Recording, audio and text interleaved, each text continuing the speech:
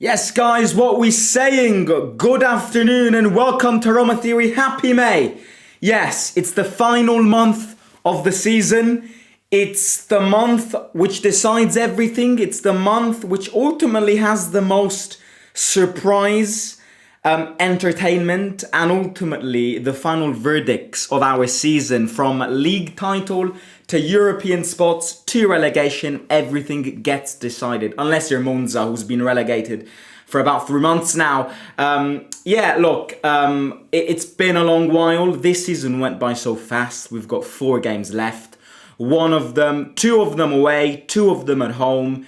And it's quite sad if you think about it. It's our second to last home game of the season.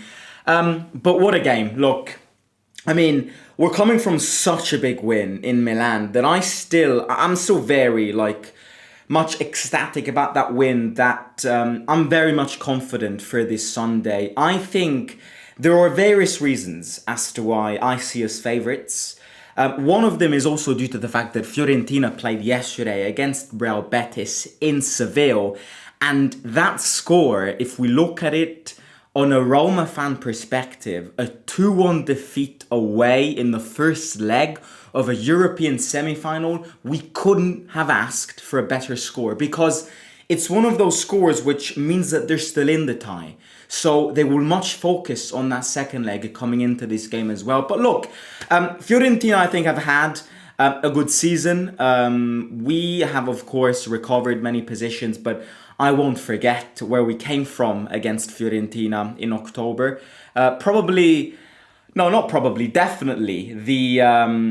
the biggest trough of our season. The biggest low of our season was in Florence in October, that 5-1 defeat. A game which, now that if you look at it, had Juric been sacked back then and had we appointed Ranieri a month prior to that, we'd probably be in the Champions League confirmed. So I think the Fiorentina game in October not only was the low, but it was the game that, if I look back at this season, I'm like, what if? It's the game with the most what ifs. Because probably the biggest what if of the season, apart from what if De Rossi was never sacked, what if Ranieri had been appointed before, and what if Juric had never been appointed. Yes, these are very what ifs to come up with, but a big one in my opinion is, what if he'd been sacked immediately after that game? There were all the factors to sack him after that 5-1 defeat, and we decided to prolong him for another month, which costed us and probably will cost us fatally. So I think it's time for revenge. And I'm very, very confident for Sunday's win. I am so confident. I think we'll win. I think it'll be a confident one as well. We've been winning games 1-0 lately a lot. I don't care. I only look at the result. I only look at the performance if there are the premises to look at the performance. Otherwise, I couldn't care less. Couldn't care less.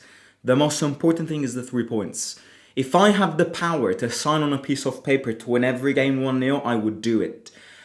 But I expect an open one. I expect a game where Roma will be 10 times more hungrier than Fiorentina, 10 times fresher than Fiorentina.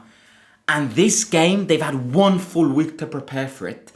That I am very much confident, especially because that win against Inter in Milan, if that hasn't pumped confidence, energy, real thoughts of potentially playing the Champions League next season, it's now or never. It's now or never. Everything comes together now, or it doesn't. So I think we'll see a very, very, very good Roma on Sunday. Not to mention the fans. The Curva Sud has released another statement to bring the flags, the famous Athletic Bilbao flags, all over again. Do it all over again. I'm expecting the stadium to be big, wild, to be red and yellow like that Bilbao game. It's very important. Sunday's game, yes, might not be a European semi-final, but it's a game which can ultimately be an open door to Europe next season. Champions League, no Champions League. If you win on Sunday, you're basically putting 1 foot in next season Europe, whatever Europe it is. So for us who want to play in European stages, it's a very important one. And now that we're so close to the Champions League, it's 10 times more important, you know. But yeah, no, the Kurva Sud has asked for everyone to bring their flags. Mine is here, of course. It's an incredible memory. It will remain an incredible memory because I already said it, but what I saw and what we all witnessed in that Bilbao game in terms of atmosphere is something incredible. So to see it again would be even more incredible. So if anyone is going, remember your flags. Let's color the stadium once again, and let's make it. I want to do it. We should do it for one person, Claudio. You know, Claudio deserves it more than anyone here. It's going to be it's not his last home game. His last home game will be the Milan one. And I expect a lot of tears in that one, both from him and both from the fans. But, you know, these are the last few games for a legend like him. These are the last few games that he will live as a manager, as the manager of the football team that he grew up with, that he's become a legend with and that he supports. So every minute of these next two home games, remember that it's special, and it should be even more special for Claudio.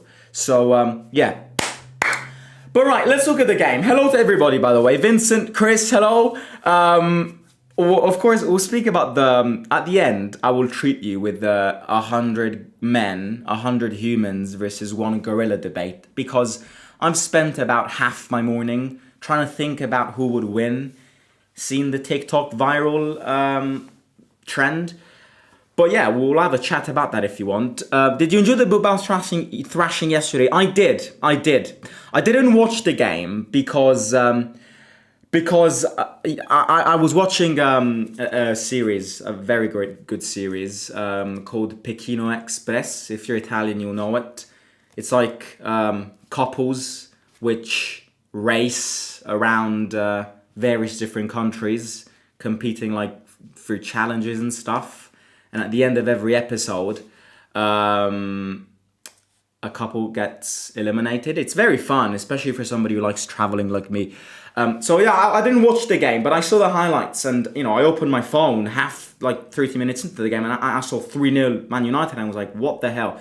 I definitely did not think Athletic Bilbao would lose, but I'm happy because what comes around goes around. What's the motto again? What goes around comes around. Bilbao fans swivel on it. No, look. Let's look at the game. We've rambled far too much now. The importance of this game is massive. It's so important. It's so important. I would like to share a few words on Fiorentina, because I think Fiorentina this season have had highs and lows. They have been, the way I describe Fiorentina this season is bipolar. I think Fiorentina this season have been the weirdest team to analyze and the weirdest, most bipolar two-half team in the league. Because they go on and win 2-0, what was it? They'll beat Inter 3-0 at home. And then the following weekend, they lose 2-1 against Verona away. They have been a great team for some good months, but they've also been a very bad team for a lot of months. And I don't remember, I don't want to forget that Fiorentina fans were calling for Palladino getting sacked a few months ago. Now again, Fiorentina also lived a very complicated season on a human level, which I completely forgot to mention in the intro of this match preview. There's a very special person which steps back in his home on Sunday. And that special person is one of us. He's one of our own. And that special person is Edoardo Bove. And I am sure that the flags and the colours and everything that the stadium will prepare on Sunday will also be dedicated to that young man. Because Edo Bove steps home. Edo Bove, of course, won't play, but he'll be there on the bench and he'll be back in Rome on Sunday. And I completely forgot about this. but it will be a great moment for him, for the fans, and for everything. And I do expect tears over there. Fiorentina have had a complicated season, but look, they're in the semi-final of the Conference League. They are technically still in a Champions League race. I don't think they are going to get in the Champions League, but they technically still are. They are in a full race to get Europa League football, which for Fiorentina is good. And this just reflects that Fiorentina are a team which is growing in terms of philosophy, I say, because I grew up with Fiorentina being a team with history, yes, with tradition, yes, but I grew up with Fiorentina always being that team which tries to get into the top six teams, top six, but never really manages to. And I think, the Commisso has done a great job in terms of investments. I think the Ken investment is a great investment. The fact that they've built the biggest, the most modern training ground in Italy shows that, they're a team which wants to bring their name back to where it belongs. They're reconstructing their stadium, which I've been to the Fiorentina stadium. It's probably one of the worst in Italy. That stadium needed constructions going on at least 10 years ago. Finally, they understood it. They are a team which are all of a sudden are finding this reality of we can make this jump. I speak in terms of investments because Ken, Gudmundsson, Bove before his incident, Fagioli, Gosens, De Gea in goal. This is a team which has got players.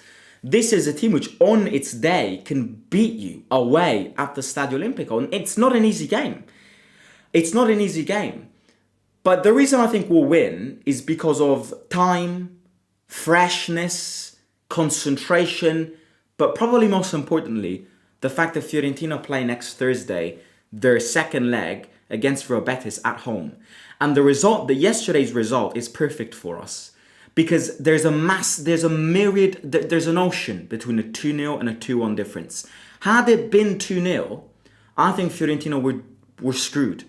2-1 changes everything. It's never easy to go to Seville. We've been there with Mourinho, I remember, and we lost or we drew, I can't remember, at the Benito Villamarin. Betis fans are great fans. Spanish football, Spanish teams, we know them.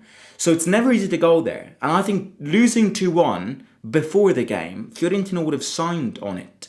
Bring it back in Florence, they can get to a final. And I'll tell you another thing, they can beat Chelsea, because I don't think Chelsea are nothing special this season. They've got the players, they've got the quality, but seeing the money that they spent, I think Fiorentina need to connect in order to go through. It's not easy. Betis are a good team, but it's doable. Which is why mentally they'll look at that game. Psychologically they'll focus on that game. Physically they'll focus on that game. It's a semi-final. It's a second leg. Like, imagine if this was us. Imagine we would be in their shoes, losing the first leg of a European tournament 2-1, knowing that everything is still open for grabs, knowing that in 7 days you can get to a final by playing at your home ground with your fans, with an open result. We would definitely not give a shit about the weekend game. We would all focus and look at that game. So I think what is going to match it in this game will be the difference in concentration and ultimately who will want it more. And that's us. And I do think we'll win, but I don't want to jinx it. Ken is their big man. He's having a great season. I would keep away from saying that Ken is going to become an incredible player, for the simple reason being that there are high probabilities that Ken, this is my strict opinion, I see Ken as a potential season wonder. Because remember, before this season, Ken was atrociously bad. He's hit the season, he's done phenomenally well. Before saying Ken is worth 100 million, Ken, new Real Madrid striker, Ken, new Liverpool striker, Liverpool need a striker, Ken, 80 million. I'd keep my feet on the ground and I'd see him at Fiorentina for another season. We're very good at this because we've seen Tammy Abraham had a very similar season to Ken's one in his first season in Rome and then absolutely flopped. So there are a lot of examples. Ken is a great player. He's hit his season. He's having a great season. But don't forget the seasons Ken comes from. Atrociously bad. So, but look, he's playing very well. Fiorentina are not an easy team to beat at all. And the fact that, I mean, don't compare the situations, of course. We're living pole opposite. But they beat us 5-1 at the start. And I know that we were a different team. We were broken apart. The players already wanted the manager out. But they're still a team which scored 5 past us. That's the way I see it. So we've improved defensively a lot. So we're a different team. Completely different team. And I think we'll win. But it's not going to be an easy one. That's my point. Focusing on us, bringing along the lineup. I want to see Shomurodov and Dovbyk together again because I think it worked very well in Milan against Inter and because it promotes the team to be offensively threatening. If you present yourself against your opponents with 2 strikers, you're telling them, I want to win this game and I want to score goals. And I think it will be a win. It was a winning move in Milan against Inter. It could be a winning move again. I want to see them both together. Now, some formations have highlighted a 3-5-2. So no Salamakers, Sule wide, and Dovbyk and Shomurodov together. The lineup which we played against Milan. Against Inter in Milan. I keep saying Milan. Inter in Milan. I want to see Salamakers in this one. Because it's been a while. He's not been playing great lately. He needs a goal. And it's these games where he pops. I want to see Salamakers. Of course I want to see Sule. Next to Shomurodov. Behind Dovbyk. Okay? The other thing here is Cristante over Paredes. I think Ranieri operates through trends. I think Ranieri, rightly so, operates through who he sees best in training sessions. And it's been a few games now that Cristante has been preferred over Paredes. And I think Cristante will start ahead of Paredes again. Which shows you another thing, to be honest. If so many managers pick Cristante... I'm not a massive fan of Cristante. I think he's a good second line, but I don't think we need Cristante starting again. But it's interesting how every manager who's gone through, who's been successful at our football club, picks Cristante to start. It can't be a coincidence. There must be something that they see that we don't. Because Fonseca picked Cristante every time. Mourinho picked Cristante every time. De Rossi picked Cristante every time. Even Juric picked Cristante every time. And now that Cristante is back from his injury, Ranieri picks Cristante every time. So, you know, there are a lot of Cristante haters. Cristante is normally the scapegoat. I'm not a massive fan of him, but there must be something that the managers see that the fans don't. Because it can't be a coincidence that every manager who comes in starts Cristante in every game. It can't. Especially Ranieri, who prefers Cristante over Paredes, who he's named like untouchable multiple times. You see what I mean? But that's honestly what I think about this game. It'll be a tight one, but I see a 2-0, 3-1 win. I see goals on Sunday. I don't think it'll be another 1-0 win. I think if we win, we'll do it confidently. And I think, bring it on. So much to prove this weekend indeed. Do you think Fratesi and Chiesa are a possibility for us next season? Liverpool is willing to sell him for 10 million. Well, we definitely do need a left winger. That's something that we need, and that's something that we will sign. Regarding Fratesi, to be honest with you, I've had enough of Fratesi. The Fratesi saga has tired me so much that I can't be bothered. Frattesi is not worth the amount of money that Inter are willing to sell him for. He's not. He's simply not. So, in my opinion, spending 35, 40 million for Frattesi is wasting money because he's not worth that. He's not worth that. And I don't see a world where Inter can ask for that amount of money for a player who barely ever plays. If they don't lower the price tag, I would stay away from Frattesi, very far away from Frattesi. If they lower it, I'd consider it, but it depends how much. Let's bring the debate. The debate. I mean, look, I think we were chatting about this on the fan forum. Everyone has seen it. One gorilla against 100 humans. Who wins? I mean, of course it depends who the humans are. Yes, absolutely.